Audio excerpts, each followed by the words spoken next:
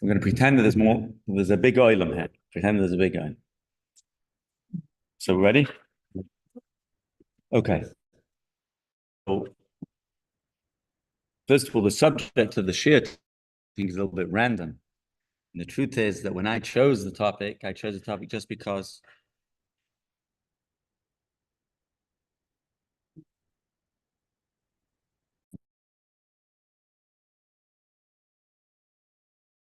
just because it was something that I was familiar with, something I'd prepared, and would be easier for me to give. But obviously, b'hashkacha pratis, everything has a tam pnimi, everything has an inner reason. It's not hard to find the connection because we know that the Gemara says in Yoma Daf Tesamud Beis that the Beis Hamikdash was destroyed. The second Beis Hamikdash, the first Beis Hamikdash was destroyed because of Gilui Roish Fichas Dam Avodah Zarah, the worst possible sins ever. People were involved in murder, Gilui Roish, immorality, Avodah Zarah. And the second Beis Hamikdash, the Gemara says, because it was sinas chinam. Sinas chinam. So sinas chinam, what exactly does that mean? Is a discussion for itself, but certainly Lo Sachmod is an aveira which is connected to the mitzvah. Lo Sachmod is not to desire other people's belongings, certainly stems and is connected to the union of Avas Yisrael. In fact, as all mitzvahs bein Avnach aveira are, but in fact there's a specific connection between the mitzvah of Lo Sachmod and Avas Yisrael. The Medrash, which the Ramban brings in the beginning of Parashas Kedoshim, connects different things in the beginning of Parashas Kedoshim to the Aseres HaDibros. And according to the way it lines up all the different mitzvahs over there, it says that which is in Parashas Kedoshim, actually is corresponding to Lo Sachmod. And we'll soon maybe talk a little bit towards the end of the shiur. What's the connection? Why is that specific? Of course, every bein adam chaveru mitzvah is that if you treat someone the way you would want to be treated yourself, so then obviously you're not going to engage in the different isurim. But what's the specific connection between Lo Sachmod and Avos Yisrael? So either way, it's an appropriate topic for this period of time when we're talking about the 3 weeks. And the reason why the Beis Hamikdash was destroyed is because of the union of Avos Yisrael, or lack of Avos Yisrael, shall we say? So sinas chinam. So the mitzvah of Lo Sachmod is certainly connected to this. The Medrash makes a direct connection, which we'll maybe go into a little bit more in detail soon. So it's certainly an appropriate topic for this period of time. So even though I didn't have it in mind when I chose it, at least not consciously, but min hashamayim, the topic has a connection certainly with the 3 weeks and leading up to the Tisha B'av, which is the day we're commemorating the Korban Habayis. Okay, so originally, whenever we speak about halacha, and whenever we speak about specifically about bein adam l'chaveru, we have to remember that sometimes we can emphasize the halacha. What do I mean by this? What I mean by this specifically with bein adam l'chaveru, even more importantly, right? Because sometimes the halacha is the law, right? But the law is supposed to does reflect something, the spirit of the law, right? That the halachas of Lo Sachmod or any mitzvah which has been adam l'chaveru is supposed to reflect an attitude that we're supposed to have towards one another.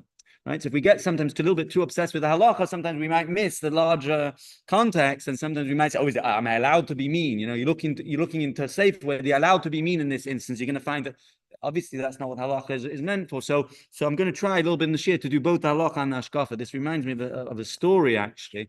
The story goes like this: that Rabbi Aaron Lichtenstein was a Rosh Yeshiva in Gush. He was the son-in-law of the Rabbi J.B. Soloveitchik.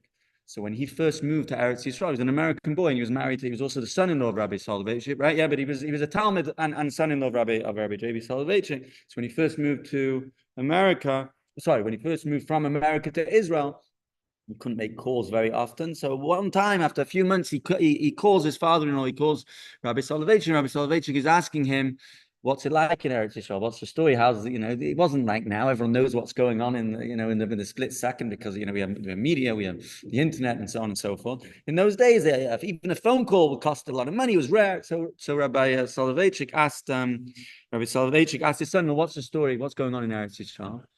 So he tells him the standard of learning in Eretz Yisrael is lahafli. It's way better than here than by you in America. And I'll give you an example. I was walking down the street in Yerushalayim, and there was a secular Jew whose car broke down. His car broke down, and the little 9-year-olds in Meir Sharim were arguing about whether they had a chiyuv to help the guy with his car, whether helping someone with a broken down car fits into the halchachic gather of the mitzvah of prika te'ina, right?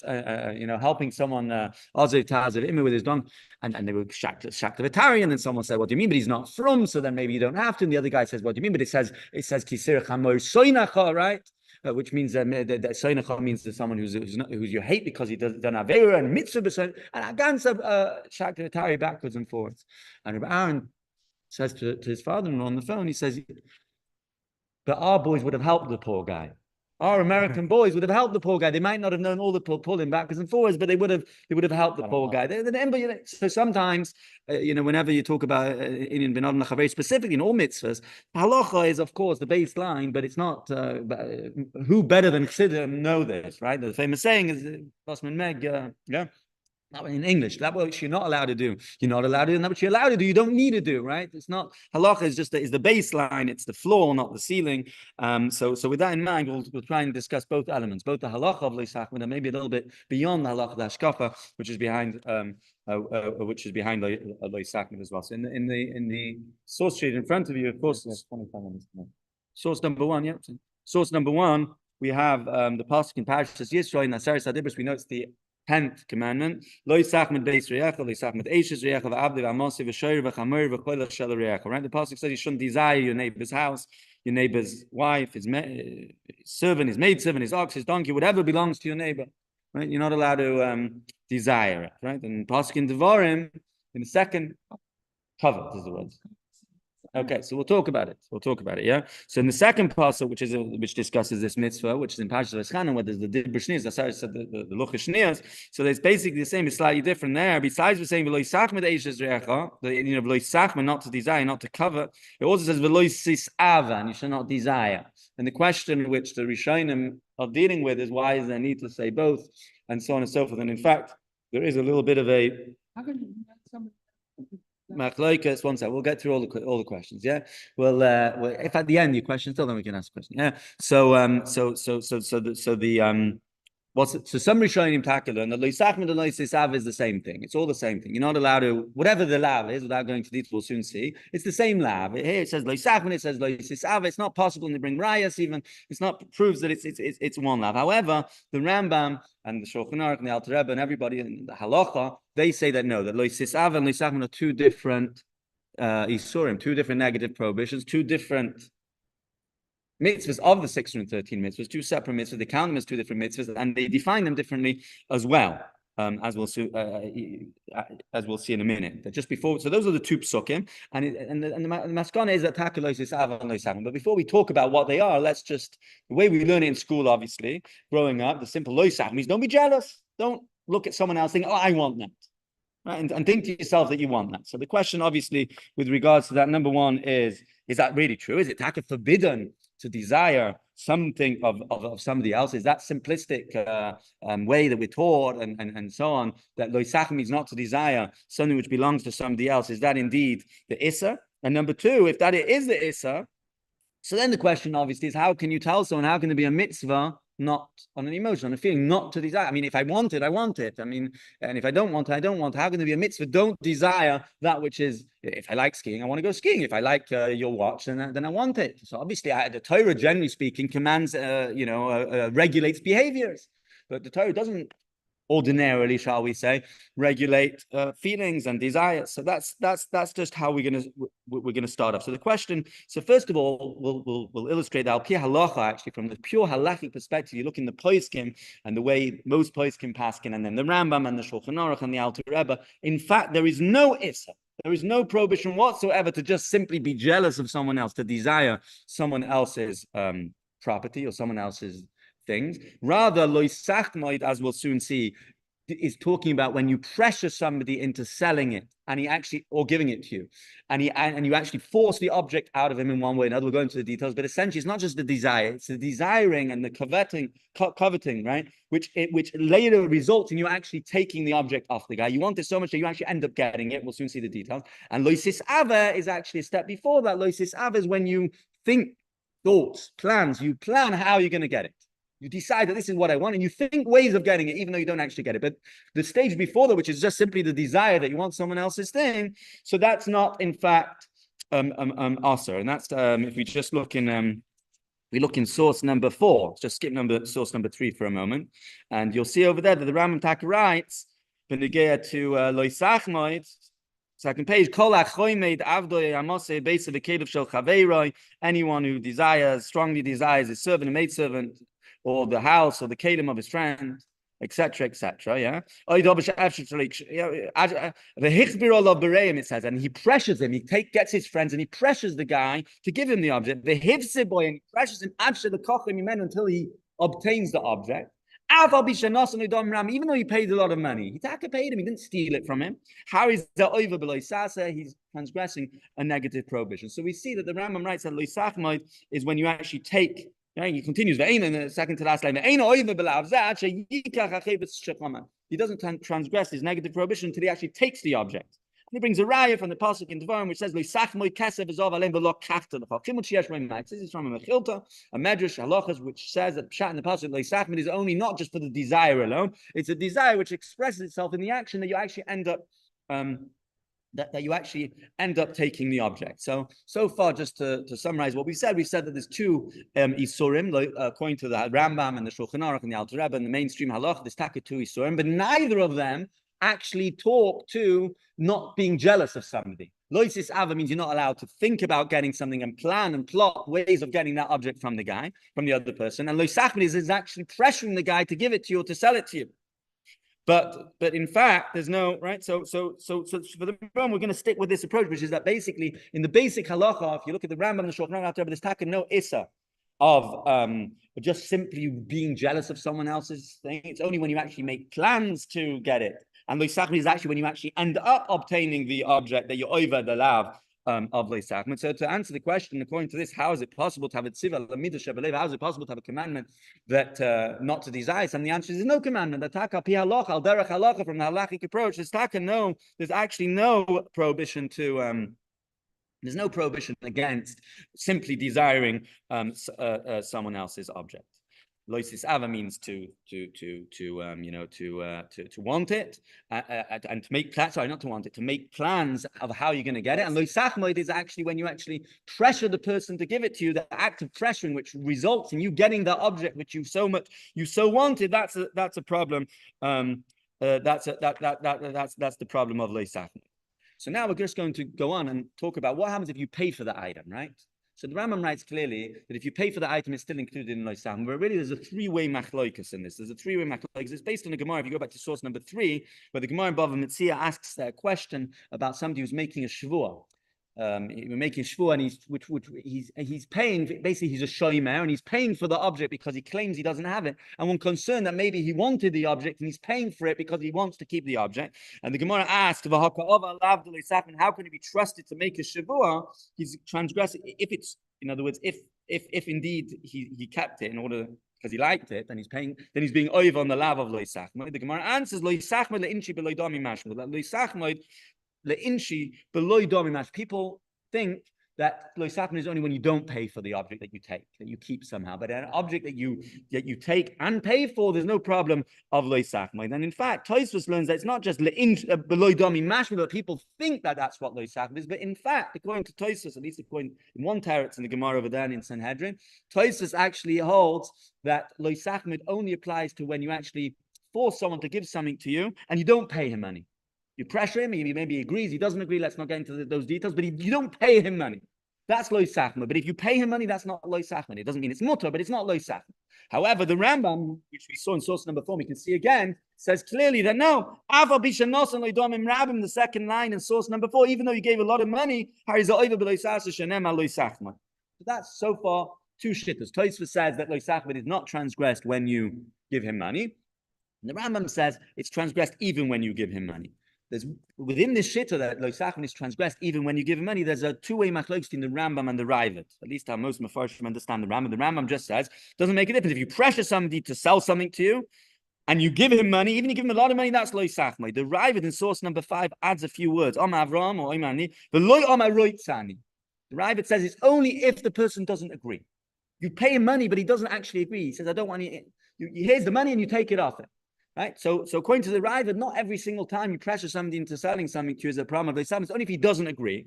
And the implication is that the Rambam holds that even if you do, he does say right, Sani, even if you pressure him and he agrees, right, it's still an issue of Lo Sachmod. So far, basically, we have three opinions in the poskim, right? Or three opinions in the Rishonim about when Lo Sachmod is transgressed. Tosfos holds it's only transgressed when you force an object out of somebody and you do not pay for it. Mm-hmm. You pressure somebody to give you an object, you do not pay for it. The Rambam holds, let's go in order. The Ravid holds is when you pressure somebody to give something to you and you pay for it, but he doesn't actually agree. He doesn't say roitzan. He doesn't ultimately end up agreeing and saying it's okay here. I'm giving it to you out of my own goodwill. I'm agreeing. What's that saying? And the Rambam writes, and the Rambam, the way that Klein learn the Rambam, the way everyone learns the Rambam is that the Rambam holds doesn't make a difference. If you pressure somebody to sell something that he wasn't really interested in selling, right? He wasn't really, and you pressure him to sell it, even though ultimately at the end of the day he agreed. That's still a problem of Lo Sachmod. It's the chemda, desiring. It's the fact that you really wanted this thing and you pressured somebody who wasn't really interested. He wanted it for himself and you pressured him. Even at the end of the day, he agreed. It's a problem of Lo Sachmod. What were you going to say? So if you paid for it according to the Ravid and Rebbe, according to the Ravid, if you pay for it, you are. The person didn't agree, which means if I say here's $1,000 and I take your hat, even though you were screaming, no, I want my hat, I don't. That's Lo Sachmod. But if you agree, if you readily say, oh, you give me $1,000, sure, take my hat, right? Then it's not a problem of Lo Sachmod. And the Rambam would say that it's still Lo Sachmod. Right. If you force a guy into bankruptcy, now he has to sell, and you wanted that item the whole time. Right. Exactly. So that's the three-way machlokes, and in fact, the So that's the three-way machlokes, and obviously the halacha. I mean, I think it's pretty clear. Follows the Rambam actually, the Torah, the Shulchan Aruch, the Alter Rebbe, everybody. When they codify the halacha, when they talk about the halacha, they basically paraphrase the words of the Rambam. That even if you give a lot of money, it's Lo Sachmod, and they don't say anything about him not needing, like only if he didn't agree to give it. Even if he agreed, it's still an issue of Lo Sachmod. And so now the question then becomes, what's considered pressure, right? The Rambam writes, in source number 4, which means you get friends to pressure him to sell this object. So then it's a problem of Lo Sachmod. But what's exactly the categorization of what's considered pressure? What's considered pressure? That's one question. The other question is it only if you pressure him to sell it? What happens if you pressure you pressure somebody to give you something?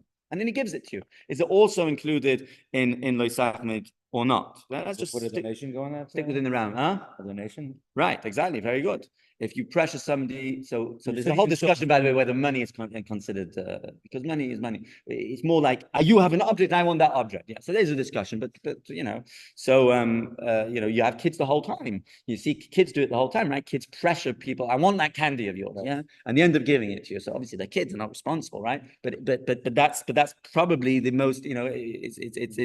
That's if you say that Lo Sachmod applies to gifts as well, then it's pressuring somebody to give something that he doesn't really want to give, even though in the end he ends up giving and he ends up agreeing to give it to you. It's a problem of Lo Sachmod. So Lemaisa, if it's high nefesh, if something you need to survive, or if it's something that's even you had to steal something in order to survive. Nefesh, I'm saying. So right. So let's just talk about that a little bit. First, the second question first, right? The gifting, right? If I force you to give something, I don't force you to sell it to me. So many Achronim will say there's no difference between the two. There's no difference between whether I press you to sell something or I press you to give me something. At the end, you didn't want to give it to me, and now you're ending up giving it to me because, as a result of the pressure that I applied on you, that's a problem. That's a problem of Lo Sachmod.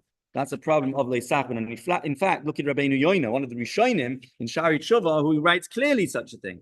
He says, source number 7. He writes,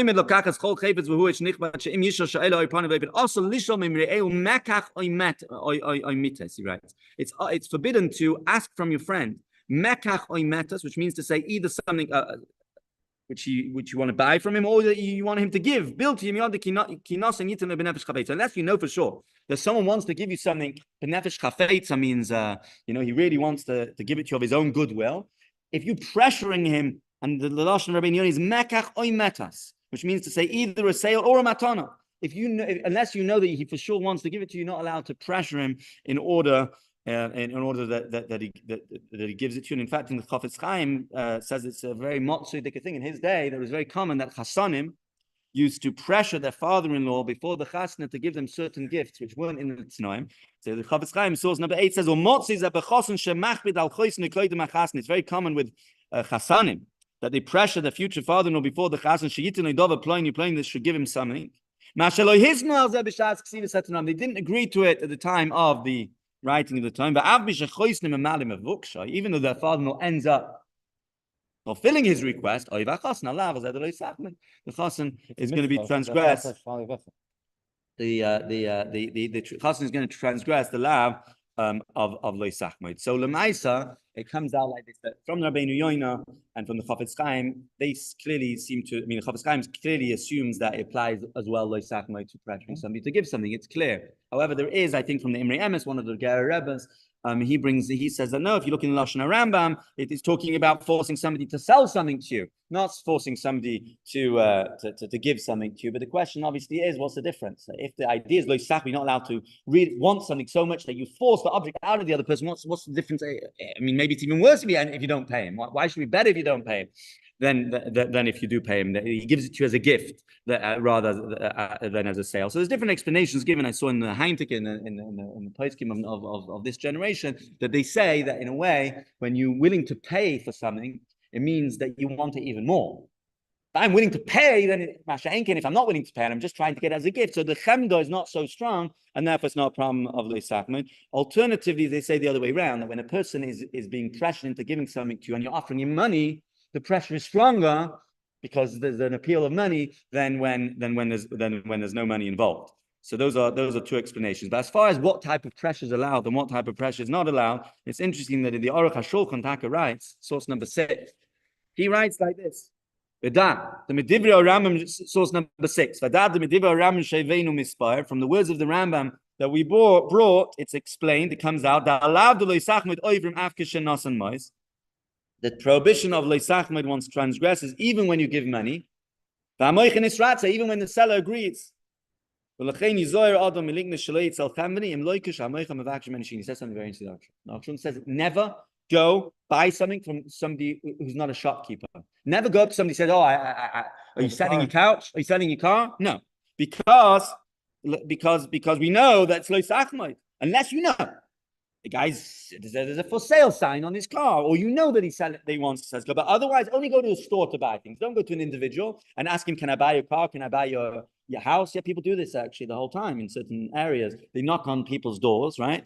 And they ask them, "Are you willing to?" Do you want to sell your house? Do you want to sell your house? The guy has no intention whatsoever of selling his house, but you pressure him and you say, "I'll give you a good price." And if the guy ends up selling the house, it's going to be an issue of Lo Sachmod because he didn't want to, right? It's also to so that's what the what? Oh, so that's the question. The Kuntra Sachmod says it doesn't apply. Lo Sachmod the Lashon is reyecha, right? It doesn't apply to non-Jews. But this is what the Aruch HaShulchan says, that because of this issue, because it's so easy to transgress Lo Sachmod, because anytime somebody doesn't want to sell something and you end up talking him into selling it, it's a problem of Lo Sachmod. So therefore, a person should not buy from somebody who's not a shopkeeper unless the moicher actually asks him to buy it from him. Now, obviously, the way the post can understand the Aruch HaShulchan is not saying it's awesome. He's giving you an eitzah tova. You want to stay away from Lo Sachmod, don't ask somebody. Of course, there's no real problem in asking somebody once. Do you want to sell it? He says no. You leave him alone, obviously. Because otherwise you're pressuring him. In fact, there's a different poskim nowadays. They say it twice or 3 times. Yeah, of course, there's no, right? If you ask him a second time, are you already pressuring him? Some say it's like 3 times, because we see by different things in halacha that when you ask 3 times, it's considered as if you're like pressuring him. You're like, even with mechila, we say you ask 3 times, he doesn't agree, then that's it, right? Because 3 times is already considered the maximum you ask someone for something. It's a normal way. So there's different opinions exactly what pressure means, but certainly if you ask them, that's not pressure. I'm asking you, are you interested in selling your car? If you say no and you continue, then it could possibly, according to some opinions, be already pressuring. And if he ends up selling to you, it's a problem. It's a problem of Lo Sachmod. So that's a little bit about the gather of the pressure. There's an interesting actually There's some interesting chuvas on this topic. I'll just say one, which is somebody asked Dain Fisher, I think his name was Rabbi Fisher in the Eid Charedis, not so long ago. So he has a chuvas called Even Yisroel, I think it's called. And he says, by the way, just before we get to pressuring to gift something to somebody, that someone should gift.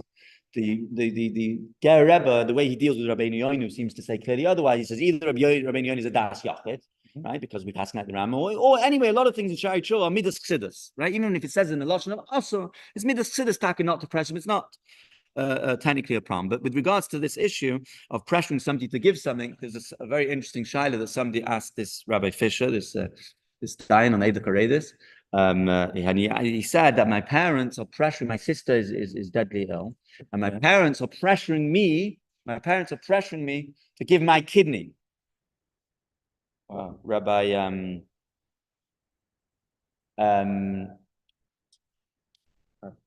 Carr. It's an interesting story. Yeah. So someone came to this it's in Shiur it's printed in Shiur Even Yisrael that my parents are pressuring me. This guy came and asked the question like this. My parents are pressuring me to give a kidney, donate a kidney donation to my sibling. And the question is, so he asked, so there's many different questions over. The one is whether he's mechuyev to give the kidney. He doesn't want to give the kidney. But the other thing he asks, my parents, am I allowed to be meramis to my parents that they're doing Lo Sachmod, they're pressuring me to give something I don't want to give away. So amongst the different explanations over there, why there's no technical issue of Lo Sachmod, Rabbi Fisher tells him that number one, it's only something that you can see. A kidney is not near a leinaim. Lo Sachmod, the additional chemda, desire something you see. The other thing he says is that Lo Sachmod is only when the person who wants the thing is pressuring. If the sister would be pressuring her brother to give the kidney, then it would be a problem of Lo Sachmod. But if I'm pressuring you to give something to someone else, that's not a problem of Lo Sachmod. So in this instance where it's the parents or pressuring one child of theirs to give the kidney to the other child, it's not a problem of Lo Sachmod. This is an interesting. In what way? No, give me an example. You go for the shliach, even though Right, but it's not an issue of. Yeah, they discuss it. It's not a Lo Sachmod issue. It's not monetary. Right. So yeah. So those are some of the discussions that come up in this inyan. But just to finish off, so this approach basically assumes that Lo Sachmod doesn't apply to the that the Sachmod doesn't apply to things which to just the desire. It's only if you actually force the object out of the person. Even Lo Sisava is the planning but there are other makoras which seem to imply clearly. First of all, there's a smack, say for mitzvahs ketanas, where he seems to say that I haven't got the makoras in front of us, that Lo Sachmod also applies to just desiring, just the taiva, being jealous of someone else. They have an Ezra, Rabbeinu Bechaye. They also ala Torah. They also say that Lo Sachmod is ikachem de beleva. When you have this desire in your heart that you really want something, that's the love of the Torah Lo Sachmod. And the Rebbe actually points out because the Sichos in a Ha'ara and Chelik Yud Zayin, the Rebbe points out that from the fact that Rashi doesn't say anything on the pasuk of Lo Sachmod mid the shosak, mashma shemefarish kipshut, the Rebbe says that from the fact that the Rashi ala Torah doesn't say that Lo Sachmod means like the Rambam explains that it means forcing something, an object out of somebody. It's mashma that he learns a kipshut. Lo Sachmod means not to desire, which means just to add some desire in the heart. So how do we fit the two things together? So one approach, by the way, is to say that look, we know that we don't paskin based on pshut shomikra. There's different aspects to Torah. There's al derech hapshat, there's derech halacha. Al derech halacha Lo Sachmod is only if you force somebody to give you something and you end up getting that object. And al pi pshat, al derech hapshat. So then you have the Rashi and Ibn Ezra, Rabbeinu Bechaye. You all learn that Lo Sachmod means the desire in your heart. A few minutes. Yeah? So that's one approach. But halacha follows halacha, and the pshat obviously midas chsidus is appropriate. But I saw in a few places that there's another approach, which and even the Rebbe in the Shuli Agilin to a Michtav Kloli, the Rebbe writes over there that even though you're only really over the lav when you force the object out of somebody, nevertheless it's the chemda, just the desire itself is also in our Torah as well, which then leads us back to our original question: how is it possible to The Torah says that you're not allowed to, how can there be a mitzvah not to have chemda? How can there be a mitzvah not to desire someone else? And I'm not in control of whether I want this object or not. So the few things that can be said. First of all, we know that the same question applies to Avas Hashem and Avas Yisroel, loving Hashem and loving a fellow Jew. And there the answer is that we do things. We're supposed to think about ideas which bring a person to love Hashem or love another Jew. Right, so the same thing over here, and that's what the Even Ezra says. The Even Ezra asks this question, and he gives a mashal of a village person, that a village person will never want to marry the king's daughter. Why? Because he knows it's totally beyond his. He knows that it's totally beyond his realm. It's not shaykh to him.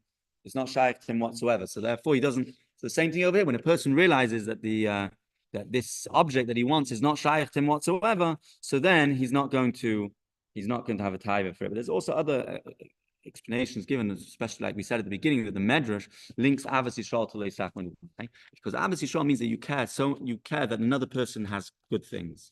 When you care that another person has good things, just like yourself, then you're not going to be jealous. It's automatically not going to be jealous. You want the other guy to have lots of good stuff, so you're not going to be jealous. And finally, there's a very interesting pshat which I saw that the pasuk ends off with saying, "V'choil asher l'reacha." 8:30 in a few minutes. Huh? No, 8:30. B'choil asher l'reacha means that b'choil asher l'reacha.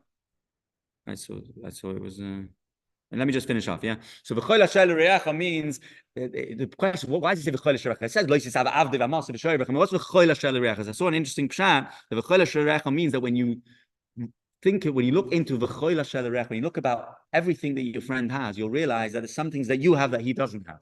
And when a person realizes that there's some things that I have that he doesn't have, so then you're not going to be so jealous. You're not going to be jealous dafka over his peckle. Because you have your own. You have things that he doesn't have. He has things that you don't have. When you take into account everything that person has, so then in fact you're not going to be in fact you're not going to be upset. You're not going to be jealous. You're not going to want those things. So just to finish off obviously this is 3 weeks, and we know that something else the Gemara says with regards to, right after the Gemara, which talks about sinas chinam, it says that the reason why after the first Beis Hamikdash, it says over there that they by the first Beis Hamikdash they knew when the end was going to be 70 years, but by now we don't know, is because then they sinned in public and we sin in private. So why? Which means to say that then if you combine, the Marshal Taka says, combines it with the previous Gemara, that the sinas chinam was b'seisa. They sat and they socialized and they pretended as if they liked each other. But inside, the inner work, the hardest stuff to do is to make sure you don't hate someone in your heart, that you're not jealous of him in your heart. So this is obviously something we can work on, and like we said, that with these different eitzes that you have, like that. And Ezra says, if you realize that something's not shaykh to you, it's like a villager. He's not going to worry about his the king's daughter. Or I saw interesting in the Rebbe Sichas in Teres Menachem, where the Rebbe talks about over there about the fact that every person has his avodah. Every person has. If you don't have something, then you don't need that thing in order to serve the Eibishter. So the fact that you don't have a certain object, that's already a good enough reason for you to know that you don't need it. You don't need it, and you shouldn't be jealous of that which you don't have, because if you needed it for your avodas Hashem, then the Eibishter would give it to you. Okay, we'll stop over here, and as Hashem, hopefully we can internalize these messages. To the Binyan Beis Hamikdash, which will come b'schos Avas Chinam.